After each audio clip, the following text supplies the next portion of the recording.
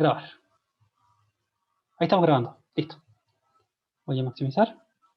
Y les voy a empezar contando un poco cómo fue este tema de investigación. En realidad yo estaba estudiando la asfixia perinatal.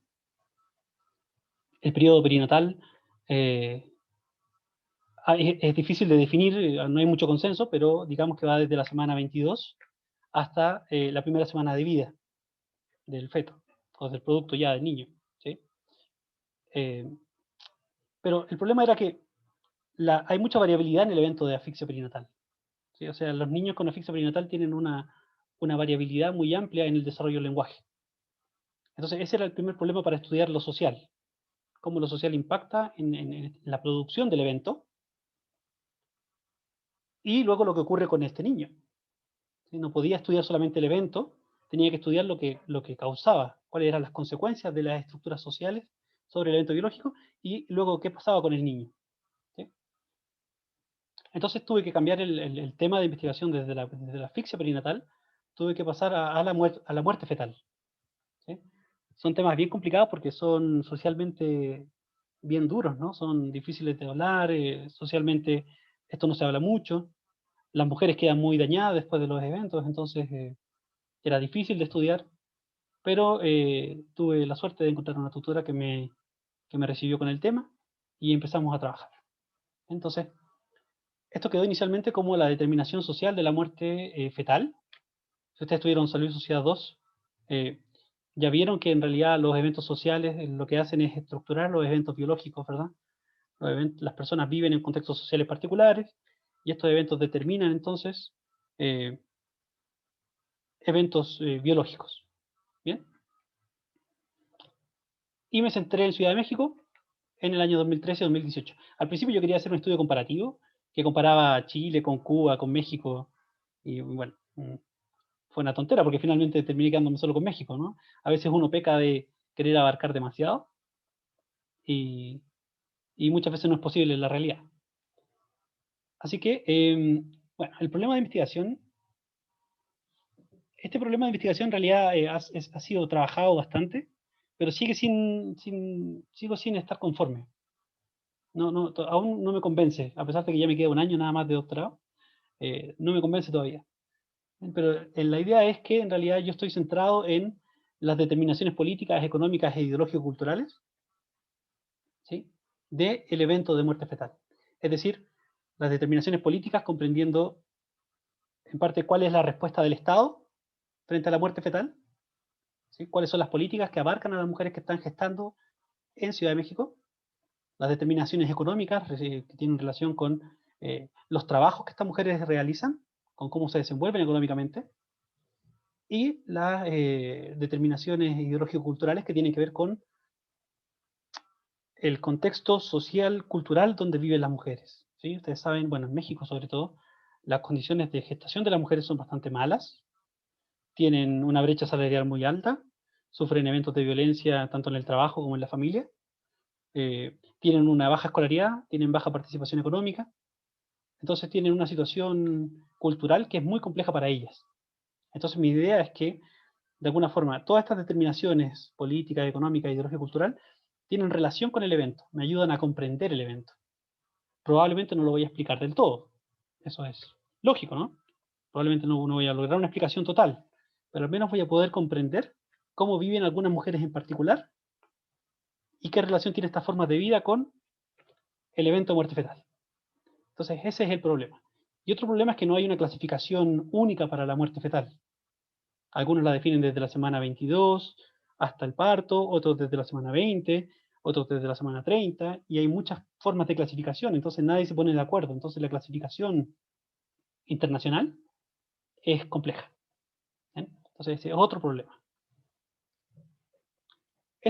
Así fue como he estructurado el problema de investigación. ¿Bien? Ahora, la pregunta de investigación que sale de ese problema es cómo vivían las mujeres en Ciudad de México que cursaron un evento de muerte fetal entre el año 2013 y 2018. La primera pregunta que me hicieron acá fue, bueno, pero ¿por qué 2013-2018? Esa pregunta me la hicieron mis tutores. Y hay que acotar el tiempo, siempre hay que acotar el tiempo. En realidad eso es difícil, pero hay que decir, ¿por qué yo estudio este periodo y no otro periodo? Y la respuesta acá fue, bueno, lo que pasa es que los gobiernos acá en México duran 6 años. Entonces cada gobierno llega con sus propias políticas, con sus propios programas, sus propias prioridades.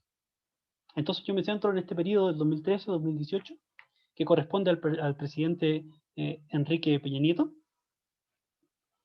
y esa es la justificación de por qué este periodo. Ahora, en México se han implementado una serie de políticas neoliberales desde los años 70, entonces están en una sociedad bastante parecida a la chilena en ese sentido.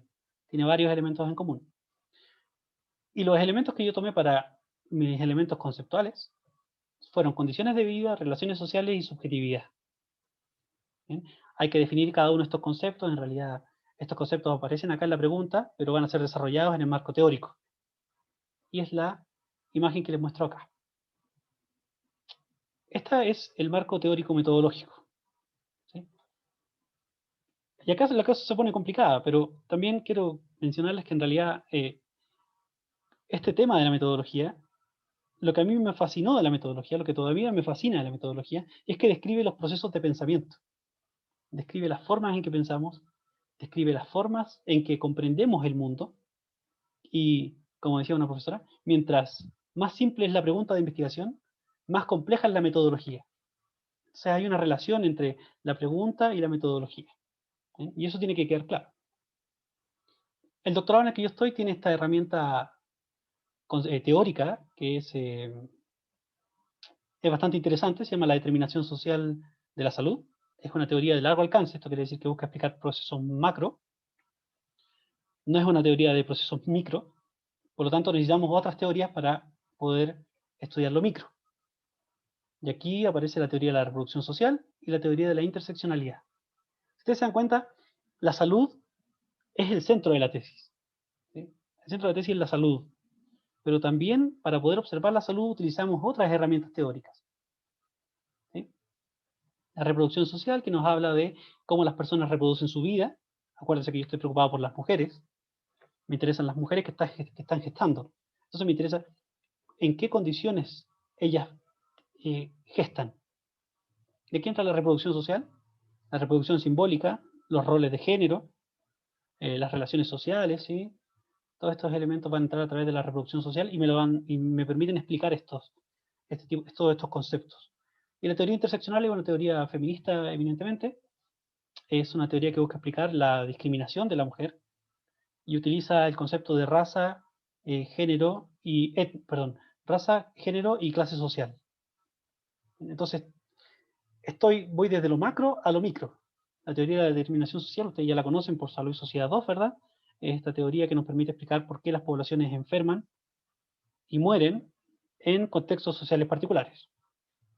Entonces, eso es lo general. Luego, lo micro, vamos con la teoría de la reproducción social. Esto ya ocurre en casa, ¿no? Ocurre en la casa. Las mujeres se reproducen socialmente en casa, ¿sí? De forma biológica, pero también de forma simbólica. Entonces, hay géneros, hay roles de género, hay formas de hacer las tareas, formas de distribuir los trabajos en el hogar. Y eso tiene que ver con la reproducción social y con la interseccionalidad. Los conceptos son condiciones de vida, relaciones sociales y subjetividad. La definición es bastante simple en realidad, no es nada compleja. Las condiciones de vida son las condiciones materiales en las que viven las mujeres. Esto tiene que ver con, por ejemplo, la estructura de la familia. ¿Sí? Hay familias que en México son muy extensas. Entonces, al ser familias extensas, lo que ocurre muchas veces es que las condiciones de vida de la familia, si no hay altos ingresos, las condiciones de vida son precarias. Entonces, esa idea de la precariedad dentro de la familia es algo que me interesaba estudiar inicialmente. Luego las relaciones sociales, bueno, las relaciones de género, ¿no? Son relaciones de poder. Y donde la mujer en México tiene una posición en la familia y en la sociedad que es subordinada al hombre. Y eso hace que las mujeres sean vulnerables frente a una serie de eventos, entre ellos la violencia física, emocional, sexual. Y finalmente la subjetividad que tiene que ver con la experiencia subjetiva, cómo la mujer vive bueno, su emocionalidad. ¿Sí? Luego de que yo tenía mis conceptos, yo tenía que definir mis campos. ¿Dónde yo quería ver esto? Yo lo podría haber visto solamente en la familia, considerar solamente la familia. Pero yo consideraba que, como esto era complejo, y la mujer no solamente sufre de discriminación y de violencia y de condiciones de vulnerabilidad en la familia, yo tenía que ampliar los campos. Y así fue como amplié hacia el ambiente laboral y los servicios de salud. ¿Qué hay en el ambiente laboral? Bueno, algo similar a la familia, ¿no? Violencia, discriminación, brecha salarial, espacios de trabajo que han sido precarizados, ¿verdad? Sin contrato de trabajo. El emprendedurismo también es algo muy común acá, hay mucho emprendimiento.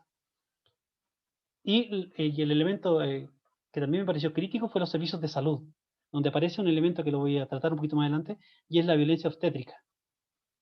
Y durante el proceso de atención de las mujeres perciben eventos de violencia, no solamente de los médicos, también de las enfermeras, del personal no médico, administrativo. Entonces también ahí ocurre algo que me interesa ir a ver. La personalización, bueno, en realidad esta tesis es más bien es un enfoque mixto, porque tomo elementos cuantitativos y cualitativos. Ahora les voy a explicar un poco cuáles son los elementos de este diseño. Los objetivos, bueno, no me interesa demasiado ahondar demasiado, pero dejar claro que en realidad tiene que haber una coherencia entre el problema de investigación, la pregunta de investigación y los objetivos de investigación. Tiene que haber una consistencia interna. O sea, no puede haber nada en los objetivos que no esté en la pregunta, ni en el problema. Entonces todo tiene que haber sido nombrado de alguna forma. Los objetivos específicos, bueno, lo interesante del objetivo específico número 2 en particular, es cómo yo introduzco las políticas sociales, ¿sí? Es decir, la respuesta que el Estado da a estas mujeres. Y más adelante les voy a mostrar cómo el Estado en realidad no considera a estas mujeres. La muerte fetal no aparece como un elemento dentro de la propuesta que el Estado tiene de abordar la salud materna. Entonces las mujeres se sienten discriminadas en ese sentido porque no tienen dónde acudir luego del evento. Y el objetivo 3, bueno, caracterizar las condiciones de vida. En realidad, lo que hace esto es como englobar, ¿no? El objetivo general engloba los específicos me ayudan a responder el objetivo general, entonces todo eso tiene que estar consistentemente articulado. Esa parte es difícil, pero no es tan complicada. ¿Qué más? Voy a pasar a la siguiente, y aquí empieza el diseño de la investigación. El diseño de la investigación es complicado, pero es apasionante. La verdad es que a mí me ha gustado esto de explorar la teoría detrás de los diseños. ¿Sí? Lo primero que tienen que saber es que hay distintos tipos de diseño en investigación, ¿verdad? Hay, bueno, el paradigma cuantitativo tiene sus propios diseños, el paradigma cualitativo tiene sus propios diseños, pero cuando hablamos de diseños mixtos, o sea, de diseños que son quanti y quali, la situación se complica porque no hay un diseño, no hay una lista de diseños. Entonces hay que crear diseños, hay que crear propuestas, y eso nos abre muchísimo la ventana a la creatividad. O sea, hay que ser creativos en investigación porque nada está dado, ¿sí? Nada está dado. Hay quienes proponen, bueno, yo puedo tomar un experimento y replicarlo, y en ese sentido va a estar dado, pero en general la investigación no se hace así, no se hace tomando diseños y aplicándolos, sobre todo porque las poblaciones son distintas, entonces no sirve de mucho.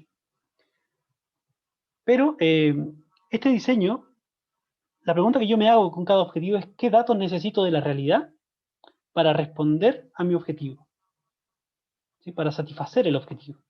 El objetivo en este caso es, bueno, conocer, por ejemplo. ¿Qué datos necesito para yo decir que conozco algo? Y ahí viene el problema, porque en realidad conocer algo es muy amplio, es muy complicado, porque tiene muchas dimensiones, porque está todo muy imbrincado. Entonces hay que definir bien los objetivos que sean acotados para poder realizarlos. ¿Bien? Entonces, yo propuse 3 fases de mi estudio. La primera fase implica una revisión de datos del Instituto Nacional de Estadística y Geografía. Ahora les voy a mostrar esos resultados, son bien interesantes, de las mujeres que tuvieron muerte fetal, y organizar esto en base a un criterio de mis condiciones de vida, relaciones sociales y subjetividad. Entonces, eso fue un poquito complicado. La segunda parte, la segunda fase, responde al objetivo 2 y tiene que ver con la revisión sistemática de una serie de documentos, que es la parte más aburrida porque es la parte de gabinete, donde me siento a revisar las leyes, ¿cierto? Hago análisis de contenido, aprendo a usar este programa que se llama ClassT 9 y voy describiendo qué es lo que pasa, los enfoques de las leyes, ¿cierto? Entonces, es la parte aburrida. Y la última fase, la fase 3, la primera parte les voy a mostrar algunos resultados que están muy interesantes, esto es más entretenido. Encontré un grupo de mujeres en Facebook, que habían tenido muerte fetal.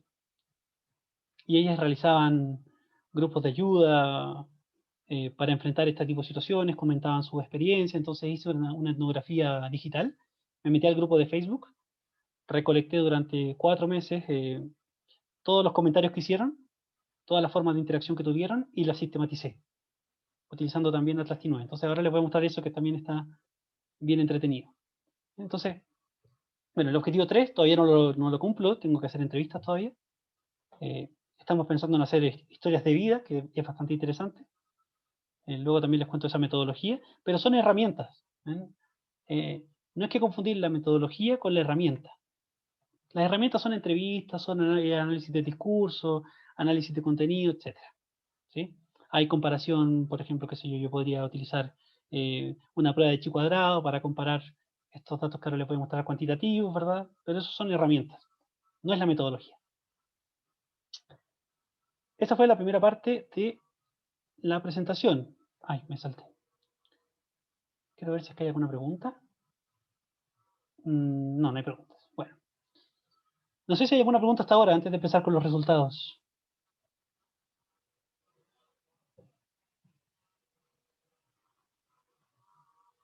Parece ¿Hola? que no, profe. Ah, súper. Sigamos entonces, vamos rapidito porque nos estamos pasando en la hora. Esto que tenemos acá es parte del objetivo número 1. La idea era caracterizar las condiciones demográficas y epidemiológicas de las mujeres que sufrieron muerte fetal. Estos son datos de Ciudad de México, solamente Ciudad de México, entre 2013 y 2018. Y fíjense aquí que hay algo que a mí me pareció, cuando lo vi, dije acá hay algo que es importante y que hay que ir a describir en profundidad.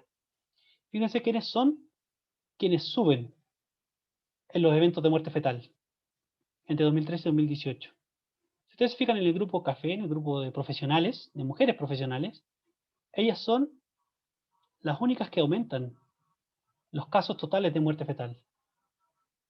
¿Sí? Estamos en cerca de 600 en el año 2018, cuando comenzamos con 400, un poco más de 400 en 2013.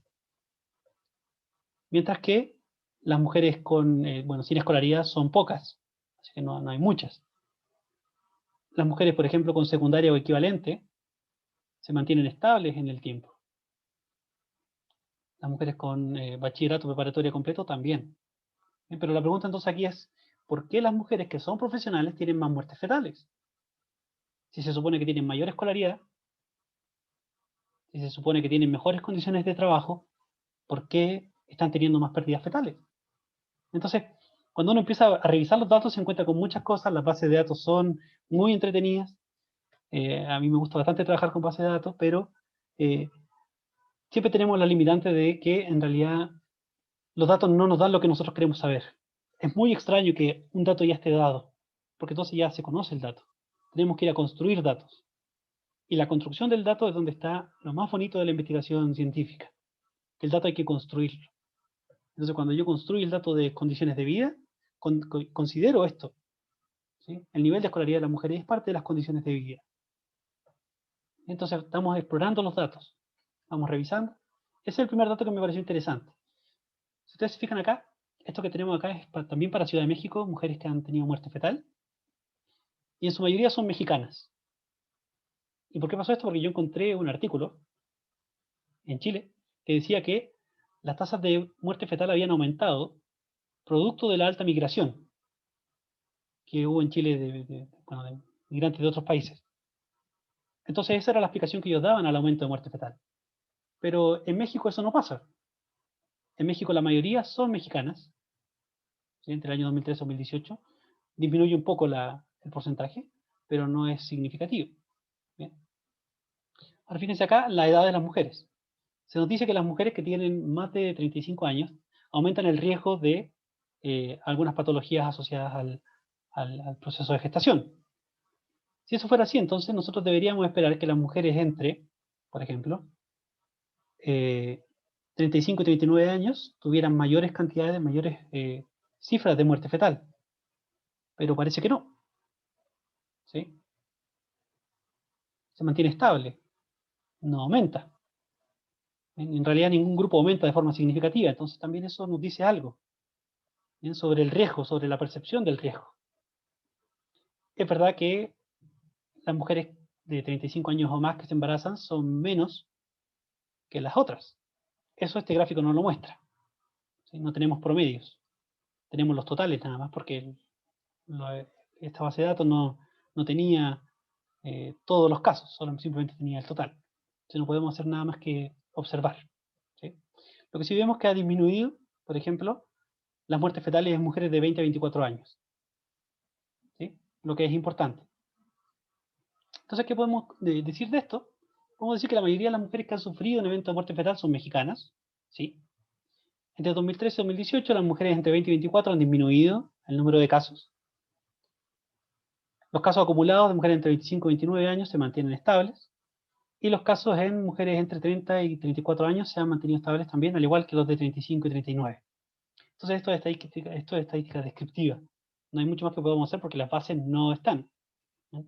Y eso también hay que tenerlo claro. O sea, a veces las bases no están. No tenemos el dato que nosotros queremos. Por lo tanto, hay que ir a construirlo. ¿Qué tenemos acá? La condición de habla indígena. Yo tenía la idea que las mujeres de habla indígena, Ciudad de México es una ciudad eh, con bastante población indígena. Entonces, si en algún momento tengo problema de conexión, me avisan, por favor, para no hablar solo. Entonces las mujeres en su mayoría no hablan lengua indígena, ¿sí? Las que tienen, y eso resultó ser un prejuicio más que nada. Los investigadores tenemos prejuicio y mi prejuicio era que las mujeres que hablaban lengua indígena de alguna forma tenían más muerte fetal porque la lengua indígena se asocia a la pobreza, se asocia a la precariedad, pero fue un prejuicio finalmente. ¿Qué es lo que pasa el año 2015? No tenemos idea. Algo pasó, probablemente se dejó de preguntar esta pregunta, ya no se realizó, por lo tanto hubo un menor porcentaje de respuesta. Entonces no estamos frente a que en realidad aquí las mujeres de habla indígena tuvieron más muertes, sino que probablemente estamos frente a un error en la aplicación de la pregunta, ¿sí? Entonces también estamos ahí frente a problemas con la base de datos, problemas con los cuestionarios, y eso probablemente se van a enfrentar cuando hagan su diseño de investigación, si consideran datos epidemiológicos. Esta segunda categoría, este segundo grupo de variables, lo que nos habla es sobre el número de embarazos. Yo tenía la idea, en un principio, de que las mujeres que tenían muerte fetal eran mujeres que eran primerizas, o sea, que habían tenido, que era el primer hijo el que perdían. ¿Sí? Esto se demostró parcialmente, si vemos 2013, 2014, 2015 y 2016, vemos que esta pregunta ni siquiera se hizo. ¿Sí? O sea, no preguntaron cuántos embarazos tenía la mujer. ¿Por qué? Bueno, no lo podemos decir con certeza, ¿sí? Pero simplemente marcaron no aplica durante todos esos años. Entonces estamos frente a problemas y ustedes se van a enfrentar con estos problemas, tienen que construir datos, los datos no están, ¿quién tiene los datos? Nadie sabe quién los tiene, uno los pide por transparencia, los datos no llegan, cuando llegan los datos por transparencia llegan malos, entonces bueno, hay un problema ahí tremendo. Pero bueno, 2017, 2018, efectivamente hubo una mayor cantidad, pero no significativa, de mujeres que tuvieron su pérdida en el primer hijo y segundo hijo. ¿Sí? 2018 también, primer, segundo hijo. Entonces, esto no tiene una tendencia. No podemos ver tendencia, entonces estamos complicados con este dato. Por lo tanto, lo consideramos o no lo consideramos, va a ser una decisión que habrá que tomar más adelante, pero no lo sabemos con certeza aún. Violencia. Aquí las cosas empiezan a ponerse un poco más complejas, porque vemos que cuando se pregunta el año 2013, fíjense ustedes, el parentesco con el presunto agresor, lo que nos encontramos es que en realidad el 68% de las mujeres dice que no tuvo violencia. Lo que podría ser bueno, ¿sí? Es decir, un 30%, bueno, no es poco, ¿no? No es poco, pero fue no especificado, entonces, o sea, no tenemos violencia. El dato de violencia no aparece, ¿sí? O sea, no aparece violencia por parte de el cónyuge, por parte de familiares, por parte de hijo, ex esposa, compañero, concubino, no aparece. Entonces, ya estamos preguntándonos, bueno, ¿qué pasa acá, no? O sea, las mujeres no sufren violencia en Ciudad de México. Eso es un dato interesante. ¿Qué pasa el 2018? No tenemos ni idea. Pero disminuye el no de violencia y aumenta el no especificado. ¿Qué concluimos de eso? Que en realidad dejó de preguntarse. No le preguntaban a las mujeres si habían sufrido violencia o no. Entonces estamos frente a problemas, más problemas. ¿Sí? Ocupación de la mujer, en su mayoría son mujeres que no trabajan, ¿sí? 2013, 2014, hasta el 2018. El porcentaje tiende a disminuir un poco, pero no significativamente. Que no trabajen de forma formal no significa que no hagan trabajo en el hogar, ¿verdad? Trabajo doméstico o trabajo incluso por cuenta propia, ¿sí? Negocios, aquí en México, Ciudad de México está lleno de negocios de comida en la calle. La gente come mucho en la calle. Entonces probablemente ahí se emplean. El porcentaje de mujeres que trabajan aumentó y cuando no se les pregunta a las mujeres, o sea, no se especifica, la mujer o bien no reporta o no se le pregunta. Entonces ese porcentaje ha aumentado un poquito, pero no es significativo tampoco. Entonces, seguimos con problemas. Personal que atendió el parto, generalmente profesionales. O sea, no lo atienden eh, parteras. Lo que sí ocurre, por ejemplo, en Chiapas. Chiapas es un estado donde hay muchas parteras. Y la estrategia del Estado fue eliminar las parteras, lo que también ha traído una serie de problemas. Entonces, pero en el caso de Ciudad de México eso no pasa. Afiliación de sistemas de salud, el IMSS, que es el Instituto Mexicano de Seguridad Social, es el que atiende a la mayor cantidad de personas, pero son personas que trabajan, no son personas que no trabajan. Quien atiende a las personas que no trabajan es la Secretaría de Salud. Fíjense que hay una cantidad importante de mujeres que tuvieron muerte fetal que no tenían ninguna afiliación.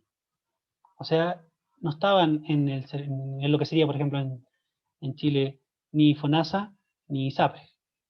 ¿Sí?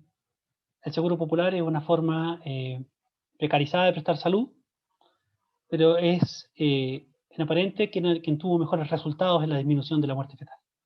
Entonces estamos frente a todo este tipo de situaciones. La respuesta del Estado, ¿verdad?, frente a la muerte fetal o en la prevención de la muerte fetal, ¿sí?, al menos en las condiciones del parto, eso funciona bastante bien. Esta parte me la voy a saltar porque es muy aburrida en realidad, es la parte de las leyes, ¿sí?, lo que he ido revisando. Esto me lo voy a saltar, que son más cosas que son aburridas, pero esta es la etnografía digital del grupo de Facebook. Y aquí salieron cosas súper interesantes. Este es un trabajo cualitativo. Yo no tenía ninguna formación cualitativa cuando empecé a hacer el doctorado. Me tocó aprender mucho. Yo tenía más bien formación cuantitativa por mi tesis de magíster con moscas. Pero, ¿qué aparece acá? Acá aparecen cosas interesantes. Si ustedes se fijan acá, yo parto de las relaciones sociales. Y una forma de las relaciones sociales en el campo médico es la violencia obstétrica. Entonces, ¿qué dicen las mujeres sobre la violencia obstétrica en este grupo de Facebook? Este comentario está interesante. Dice, por ejemplo, al recibirme mi ginecólogo, eh, le dijo que era necesario hacer una cesárea, ¿sí?, pero que los niños iban bien. El que me recibió en el quirófano dijo eh, que los parara. En este caso está mal escrito, la mujer escribió mal, pero hay que hacer esa corrección. Dijo que están muy chiquitos y de todos modos se van a morir. O sea, ella se enteró de la muerte fetal en el momento en que iba a hacer la cesárea. Y esa es una forma de violencia, ¿no? Es un problema de comunicación, es un problema de información por parte de los médicos. ¿Sí? No se sabe cuándo ocurrió este evento. Entonces aparecen una serie de elementos en el discurso de las mujeres que nos reflejan cómo la mujer se siente. No tanto frente al evento, sino en las condiciones previas de los eventos. ¿Sí? Y en el discurso aparecen cosas que son emergentes. Por ejemplo, aparece la lactancia. Yo no tenía idea. Yo no tenía idea que cuando la mujer tiene la muerte fetal, luego de la muerte fetal, la mujer comienza a lactar. Y eso yo no tenía idea. ¿Sí? Y acá aparece una forma de violencia también a través de la suministración o el suministro de pastillas, ¿sí?, para cortar la lactancia, ¿bien?, sin el consentimiento. Entonces aparece también este elemento novedoso que es la lactancia. Otro elemento novedoso que yo no había considerado en un principio es el contacto con su bebé luego de la muerte. Y aquí aparecen algunos elementos que son también interesantes. Por ejemplo, en algunos casos se les permite ver al bebé una vez que nace, ¿sí? Una vez que nace el bebé, se les permite verlo. En algunos casos no. En algunos casos la mujer no quiere verlo. Si aquí, por ejemplo, me dice mi bebé nació dormidita en ese momento, pero no quise verla. No quise o no pude. ¿Sí? Entonces, estamos frente a un discurso de las mujeres que es muy doloroso. Uno de los elementos importantes de la investigación cualitativa es sensibilizarse frente a los eventos.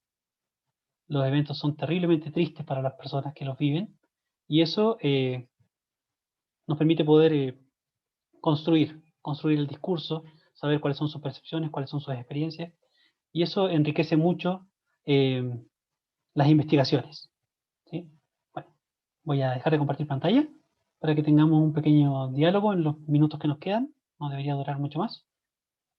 Voy a activar mi cámara. Hacerle algunas preguntas. No sé quiénes quieran participar, pero eh, una de las preguntas que a mí me surgió durante el inicio de la tesis era cómo abordar de forma novedosa el problema de la muerte fetal. ¿Sí? Yo, bueno, en los doctorados siempre se busca que hayan enfoques novedosos. ¿Sí? Se trata de no replicar, se trata de no repetir lo mismo, se trata de buscar enfoques novedosos.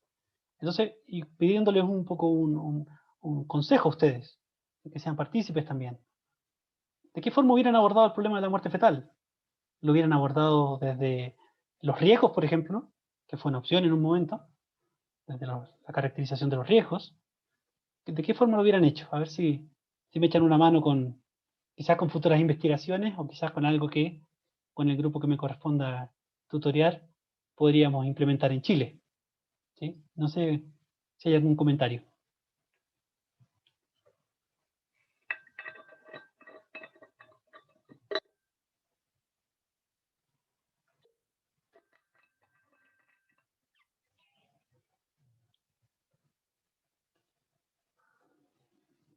¿No?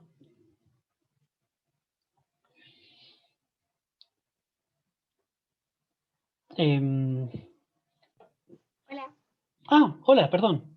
Adelante. sí, yo creo que a veces, o sea, por ejemplo, a mí me pasó que el año pasado escribimos algo como en SS y yo escribí sobre el embarazo adolescente, como en general.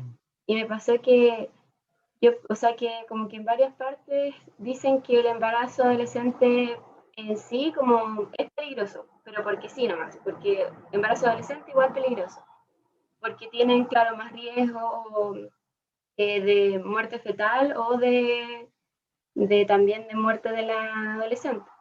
Entonces, como que estaba ese dato, pero también había como otros autores que postulaban que en realidad el embarazo adolescente en adolescentes que tenían las condiciones necesarias, que se hacían los chiqueos, que tenían como las condiciones para, tenían incluso menos riesgos que mujeres de mayor edad para tener el bebé, entonces como que a veces lo que uno piensa que es como una condición como estrictamente como causa-consecuencia, a veces no es así. Exactamente. Eso que tú acabas de decir, Valentina, es súper interesante, porque se habla de ventanas de riesgo, ¿no? O sea, podemos hablar nosotros de que las mujeres de 35 años o más tienen más riesgo, pero en los países europeos, que tienen una mayor calidad de vida, eh, las condiciones de riesgo no son iguales que en América Latina, por ejemplo. Entonces, ¿qué es lo que cambia? ¿Por qué el riesgo es mayor entre una población y otra? ¿Sí? El embarazo adolescente es un evento tremendamente complejo para las niñas y también muy complejo para las familias. La reacción de las familias muchas veces hace sentir culpable a la niña. ¿Sí? Entonces, estamos frente a una situación que es compleja, y lo que tú dices es cierto, creo que eso es muy interesante. Estudiar este tipo de problemas implica necesariamente una sensibilidad especial. ¿Sí? Y muchas veces a mí me dijeron, oye, pero Ignacio, ¿tú cómo vas a ir a entrevistar a una mujer que perdió un hijo? ¿Cómo te vas a parar frente a ella? Tienes que tener un psicólogo al lado para que te guíe por si la mujer tiene un colapso nervioso. ¿Sí? Se habló de colapso nervioso en algún momento. Entonces, claro, cuando uno va a estudiar estos temas, que son tremendamente duros para las personas que lo están sufriendo, eh, claro que hay que tener un cuidado especial. Y, y sí, yo creo que abrir esta discusión sobre qué es el riesgo y por qué el riesgo se aplica como se aplica, es súper interesante. hay que ser siempre críticos de todo. Yo soy de la idea que hay que criticar todo, ¿no? O sea, todo tiene que ser criticado, pero con fundamentos. Entonces, si vamos a ir a criticar el riesgo, bueno, preguntémonos entonces qué es el riesgo, cuál es la definición, qué se entiende. Y tengo una compañera que está estudiando, acá en el doctorado, está estudiando el embarazo en mujeres de más de 35. Y ella se da cuenta que a las mujeres no les importa el riesgo. O sea, para la población de estas mujeres, que ella entrevistó en realidad, son algo así como 30 entrevistas, en su mayoría son mujeres de clase alta, son mujeres profesionales, y que el riesgo no les importa. O sea, el riesgo no aparece como una categoría en sus entrevistas. Entonces, bueno, uno se pregunta, bueno, pero si esto es riesgoso, ¿por qué la mujer no percibe el riesgo? Entonces, bueno, ahí hay cosas súper interesantes que pueden ser también revisadas y discutidas, sin duda. No sé si alguien más quisiera contarnos una experiencia o algo parecido.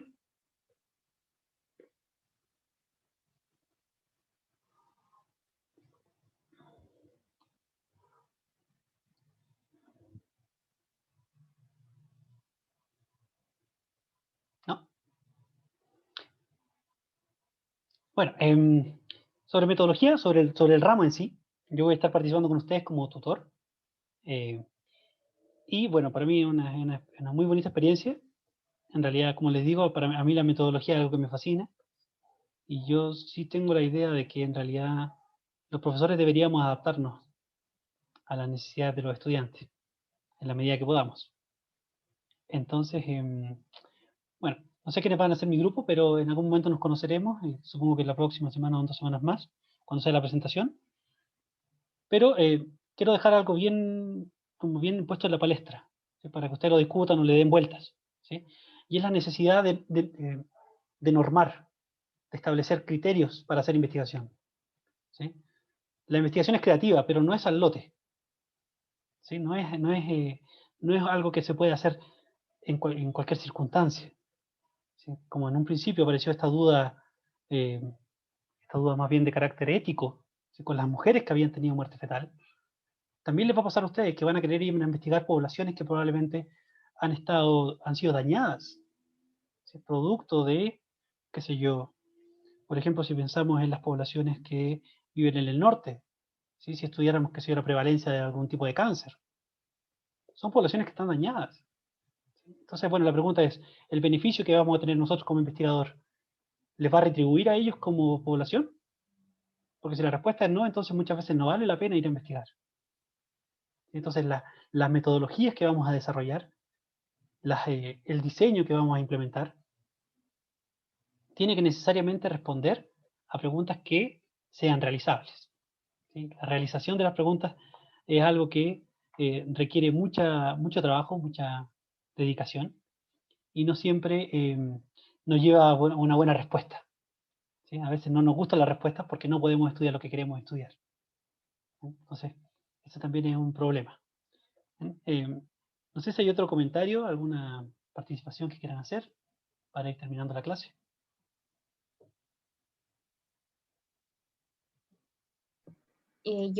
Por lo menos encontré genial lo del grupo de Facebook. Creo que es súper importante, Mm. en especial en el tema de muerte fetal, la experiencia de estas mujeres, porque es algo súper personal cómo lo vive cada una y también el por qué ellas creen que sucedieron muchas cosas. Entonces, y que después se vaya a hacer entrevistas con estas mujeres también lo encuentro súper relevante para toda la investigación. Creo que es lo que más la va a sustentar. Sí, justamente, gracias Valentina por ese comentario. Efectivamente, lo que pasa en Facebook es interesante porque se forman grupos de ayuda cuando el Estado no responde. Entonces, cuando el Estado no da respuesta, no da solución o no aborda un problema, se crean grupos paralelos. Y estos grupos paralelos tratan de dar respuesta a la situación.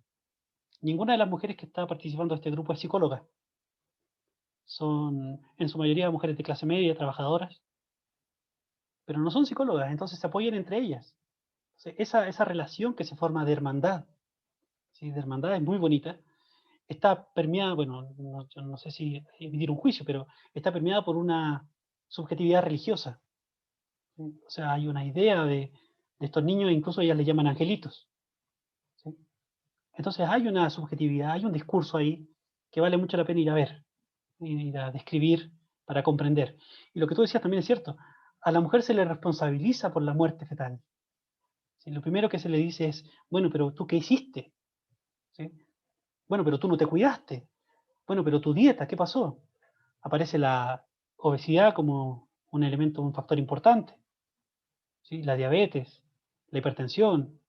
Entonces son todas cosas asociadas como a estilos de vida, ¿sí? A estilos de vida no saludables. Entonces lo que estamos haciendo, y justamente lo que a mí me interesa poder hacer, es poder sacar la carga sobre la mujer y trasladarla. ¿Sí? Porque alguien tiene la culpa de esto.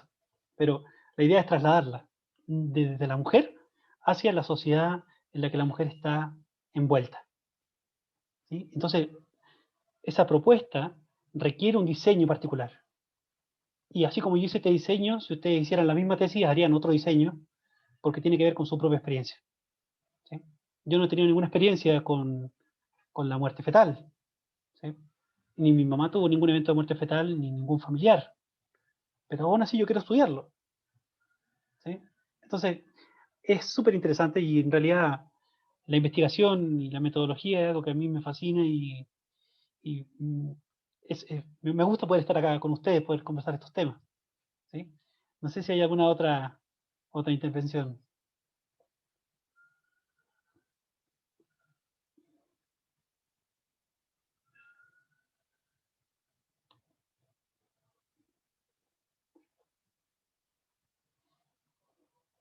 No sé si conocen a gente que haya tenido muerte fetal. De repente también esas experiencias a ustedes les ayudan a comprender eh, más en profundidad o quizás ser más empática con el tema. ¿Sí? Aquí han hablado dos chicas y también eso tiene que ver con un tema de género, ¿no? O sea, hay empatía, hay en este sentido de sororidad, ¿no? Se entiende por lo que atraviesa una mujer que ha tenido una muerte fetal. Pero a los hombres nos cuesta mucho más hablar, ¿sí? Es uno de los problemas que yo he tenido cuando me siento a conversar con mujeres sobre muerte fetal, que les cuesta decirme, les cuesta, por ejemplo, relatar eventos de violencia. Y eso es porque soy hombre. Con una mujer quizás eso no les costaría. Entonces está lleno de problemas. Tenemos, bueno, así como hay problemas en la base de datos, hay problemas con las entrevistas, hay problemas con la etnografía digital, hay problemas con un montón de cosas. Entonces la investigación no es nada fácil. La investigación es un proceso lento, de mucha reflexión, y a veces muy solitario, pero es tremendamente gratificante, y me gustaría que este curso lo aprovecharan lo más que puedan, porque realmente es algo que es muy gratificante, y es muy rico, y es muy, bueno, los hace crecer. Si bien no todos los médicos van a ser investigadores, pero todos los médicos deberían tener conciencia de lo que significa el método. ¿Sí? Yo creo que eso es lo importante de este curso, que ustedes aprendan el método. ¿Qué es el método? Como spoiler, el método no existe, pero es mi postura personal, ¿no? Como aprendiz de filósofo de la ciencia. Pero bueno, tienen que aprender, ¿sí? Tienen que aprender el método de el paradigma en el que ustedes están. Ustedes están en un paradigma y tienen que aprender ese método, no otro. Así que bueno, si no hay más comentarios, no sé si alguien quisiera hacer alguna última intervención. Y si no, pues lo vamos dejando hasta acá. Voy a cortar ya la grabación.